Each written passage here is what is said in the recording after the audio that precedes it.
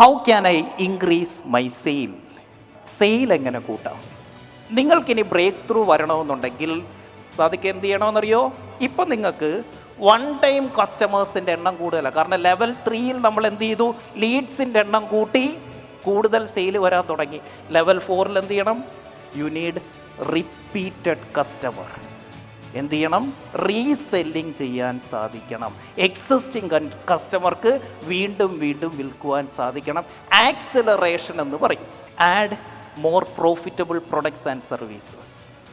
നിങ്ങൾക്കിപ്പോൾ already Leeds ഉണ്ട്, customers ഉണ്ട്. എന്താണ് opportunity?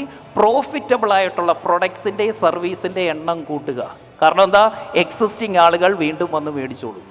That is your greatest opportunity. ഇവിടുത്തെ നിങ്ങളുടെ മുന്നിലുള്ള breakthrough, how can I create an environment, ഒരു അന്തരീക്ഷം, ഒരു ഇക്കോ സിസ്റ്റം ഉണ്ടാക്കണം. സോ ദാറ്റ് ഇത് എൻ്റെ മാത്രം കമ്പനിയല്ല, ഇത് നമ്മളുടെ കമ്പനിയെന്ന് എല്ലാവർക്കും തോന്നണം. ഇതാണോ ഇപ്പോഴത്തെ ഏറ്റവും വലിയ പ്രശ്നം?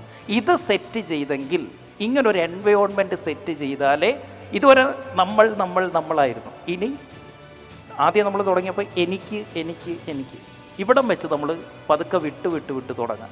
എനിക്കല്ല, നമുക്ക് വളരണം. അപ്പോൾ എൻ്റെ ലക്ഷ്യമല്ല, നമ്മുടെ ലക്ഷ്യമായിട്ട് മാറും. മാറി വി ആകും ഈ സ്റ്റേജിൽ. ഒരു കാര്യം പറഞ്ഞോട്ടെ, ഈ ആദ്യത്തെ 5 സ്റ്റേജ് ഉണ്ടല്ലോ, ഈ 5 സ്റ്റേജിലും നിങ്ങൾ എന്താകണമെന്നറിയോ? ഇവിടം തൊട്ട് മതി നമുക്ക് മാനുഷിക പരിഗണനയൊക്കെ.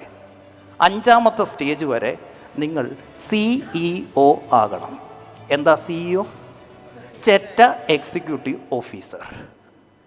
നമ്മളൊരു ചെറ്റയായെങ്കിലേ നമുക്ക് 6ാമത്തെ ലെവലിൽ എത്താൻ പറ്റും.